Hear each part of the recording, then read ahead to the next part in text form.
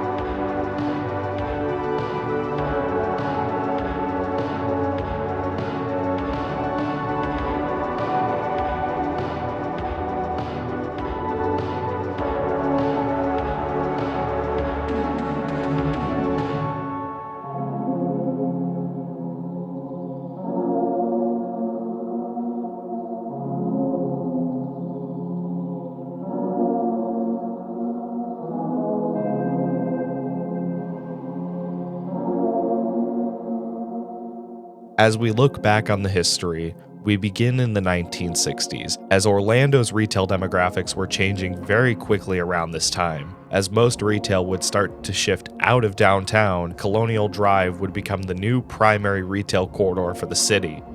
Colonial Plaza would open in 1956 as the first center of its kind in Orlando, and it would be a major hit.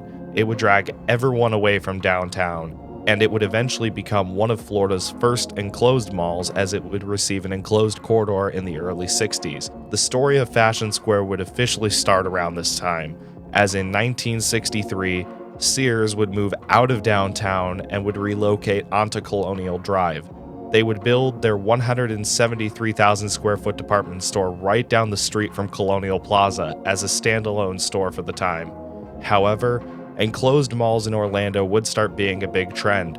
With the success of centers such as Colonial Plaza and Winter Park Mall, it seemed like another indoor shopping mall would come to the region.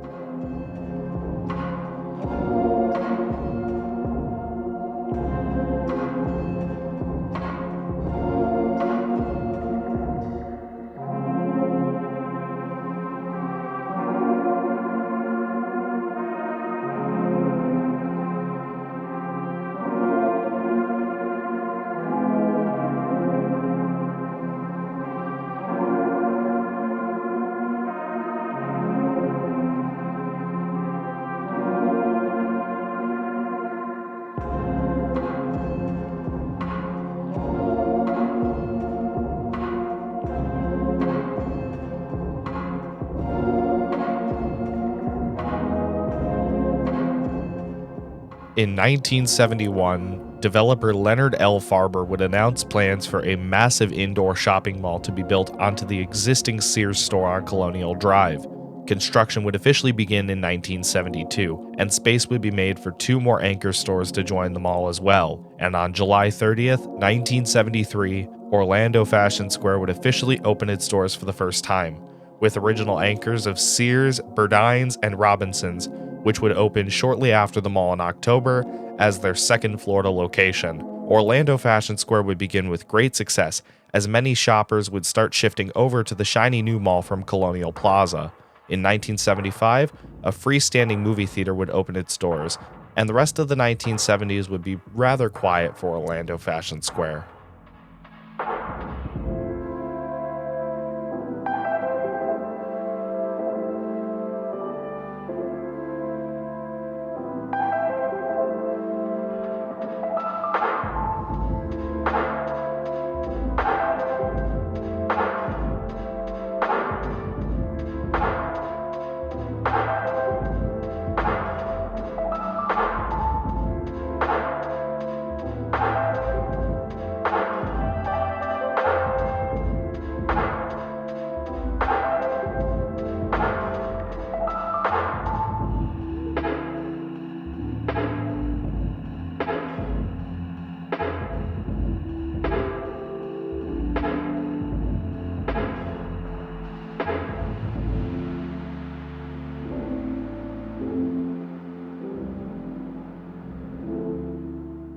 It appeared that Orlando Fashion Square would be the dominant retail center for this part of Orlando. Colonial Plaza would try to compete, but it would inevitably fail and get converted right back to a strip mall. Back on topic with Fashion Square though, in 1988, Robinsons would be converted to a Maison Blanche. However, Maison Blanche would build a new store 2 years later northeast of the Robinsons building. From there, the Robinsons building would be converted into additional mall space, adding more inline tenants as well as a food court. This would be completed by 1991.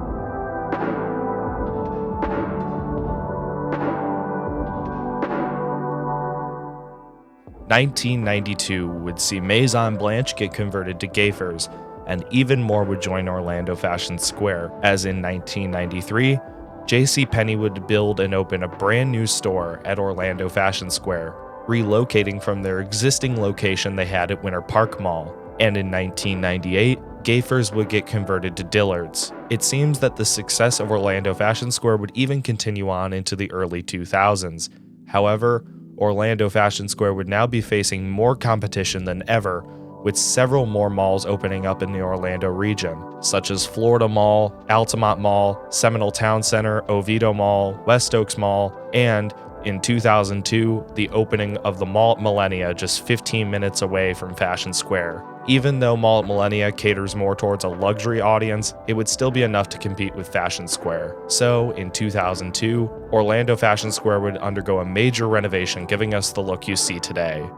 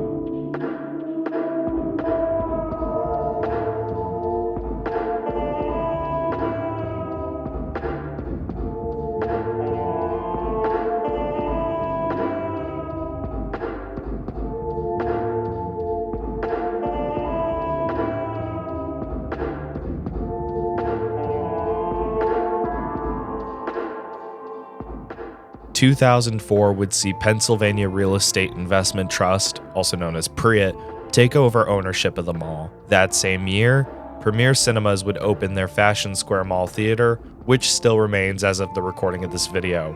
And 2005 would see Burdines get converted to Macy's during the May and Federated Department Stores buyout.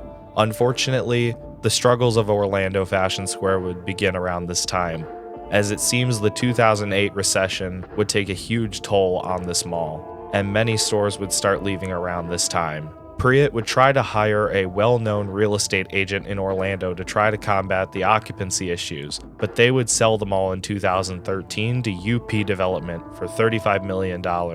They would try to bring more people into the mall, adding new amenities, including a bowling alley and rebuilding Premier Cinemas into the current location they still operate at in the mall. However, more struggles would keep hitting Orlando Fashion Square, as 2014 would see Dillard's get downgraded to a clearance center.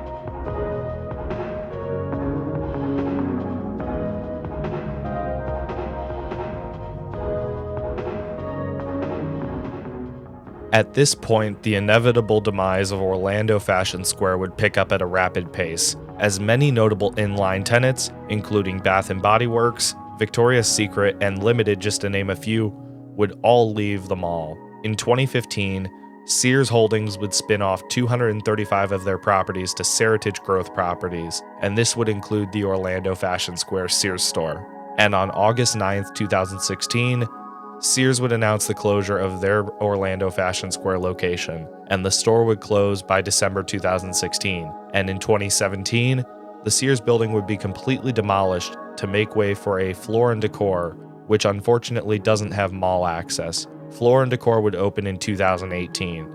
Also around this time, many out parcels in the parking lot would open, such as a Longhorn Steakhouse, Mission Barbecue, and Olive Garden. However, this would not do much to help the interior of the mall.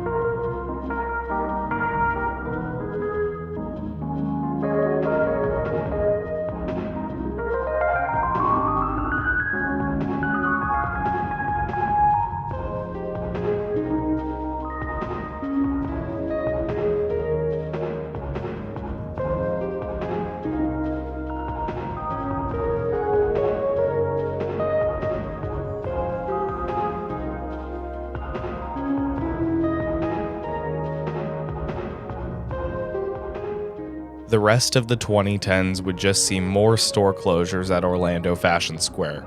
Notably, 2018 would see the bowling alley close. By this point, the mall would be sitting at around 50% occupancy, and in 2020, it was shocking to see Orlando Fashion Square reopen from the COVID lockdown. In May of 2020, JCPenney filed for Chapter 11 bankruptcy and announced the closure of 154 stores, including their Orlando Fashion Square location. JCPenney would close their doors for the final time at this mall on October 18th, 2020. This would be the final nail in the coffin for Orlando Fashion Square, as inline occupancy would be very bleak at this point. Even more businesses would continue to leave, including Claire's, Finish Line, Journeys, and T-Mobile, just to name a few.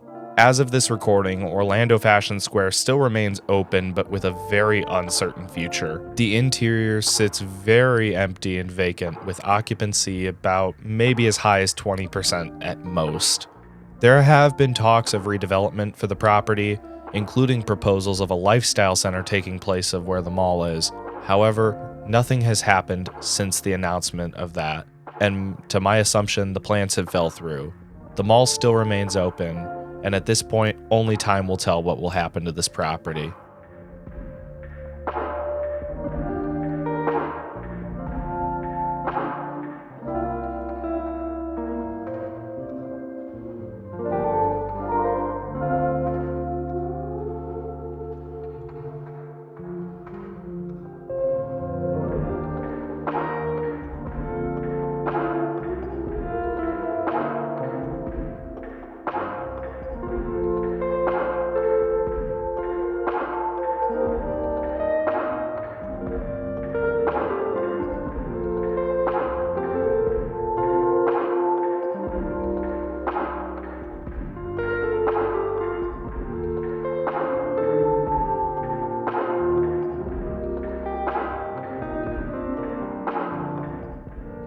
Orlando Fashion Square is another huge dead mall just barely hanging on. It was sad to see it so empty, as I thought this mall had a lot of character and charm. There were parts of it that were definitely very dead, parts of it that were no longer in use, the upstairs portion near the theater, and parts that were still somewhat lively and doing alright. Although I thought the layout of this mall was a bit noticeably unusual, being a one-story mall that had a second story tacked on to one portion of the mall later on, Fashion Square had a lot of unique features that I really loved, such as a glass elevator and fountain that was actually working, and even some neon in the movie theater. Fashion Square was another one of those malls that was just so huge yet so dead.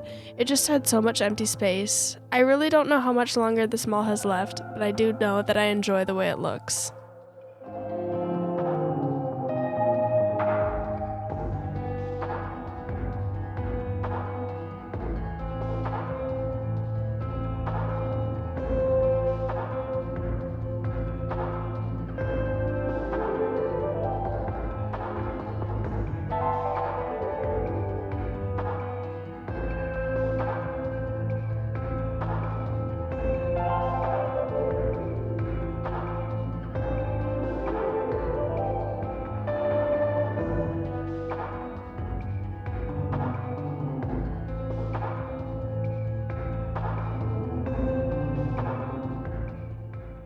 So now as we go take a look at the upstairs, I want to real quickly apologize about the slightly worsened video stabilization.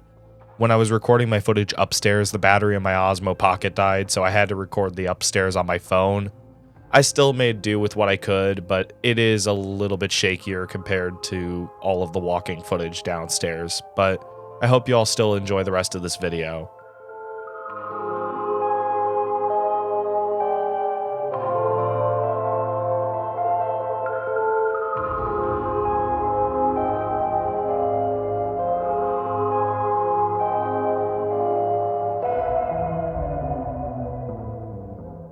Although this mall was renovated in the early 2000s, I think it still has a lot of character. Overall, I love the tent style ceiling in the two-story portion, and it was really awesome to see a working fountain in the mall, and the fact that this fountain still works years later since my first visit here, it's crazy, and I'm shocked they keep maintaining it, especially since half of their escalators are broken all the time, and on this visit, none of the escalators were working. What a shocker.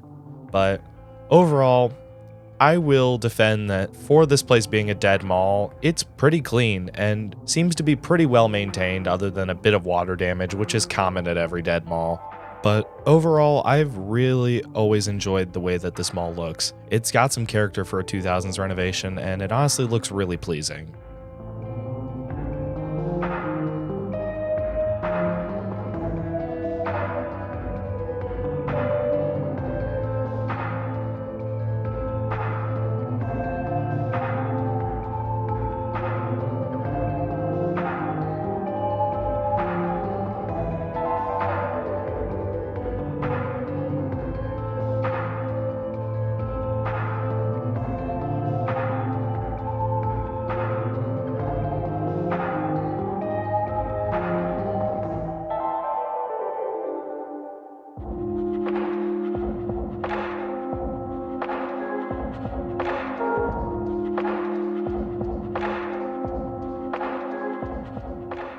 Now, before this video comes to a close, I want to discuss two things about this mall. Why I believe it died, and what I think is going to happen to the property. Ultimately, this mall is inevitably going to close at some point. It's very clear. And ultimately, this mall, I feel, died because of the Orlando area just having too many malls. I don't think it's online shopping, although everyone's going to say it's part of it. I think that there's just too many malls in Orlando, and especially with Millennia and Florida Mall being the big two in the area, especially Florida Mall, that place is a tourist trap. I just think this mall paid the price and it just couldn't keep up with the demand in the area.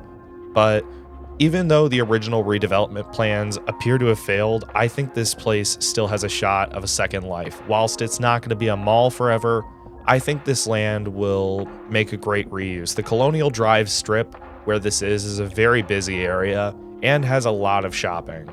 So chances are this may not be shopping permanently, but I think the land will come in use in some way. Overall, redevelopment's inevitable, and at this point, it's only a matter of time before this mall closes. I will say though, even before I got into dead malls, my first visit I ever took to this mall on New Year's Eve of 2017, even then I thought this place was dying, and this was before I was even into dead malls like I am today. I thought this mall was dying then. Fast forward a couple years, and I thought this place was only struggling. I didn't think it was a dead mall. I just thought it was dying. And then fast forward 7 months later to summer of 2020, and this place was a ghost town. And ultimately, I feel JCPenney was the final nail in the coffin, but this place has been dying for at least the past 10 years. And ultimately, like I said, this place just couldn't keep up with the demand, and other malls in the area ended up taking over. But whatever happens, I wish the city of Orlando the best of luck with redevelopment on this property. I've always enjoyed my visits to Orlando Fashion Square, even if it is a dead mall, but ultimately, it is going to close at some point. Funny enough though, some of the B-roll that's been inserted in this video was actually filmed in 2022. Most of it was from 2023, but a few select clips were from 2022, and I don't think you would have noticed even after I told you, because only a few stores have seemed to have closed in the past few years, and occupancy has stayed relatively the same since around 2020. But yeah, anyways, I think that's all I really have to say.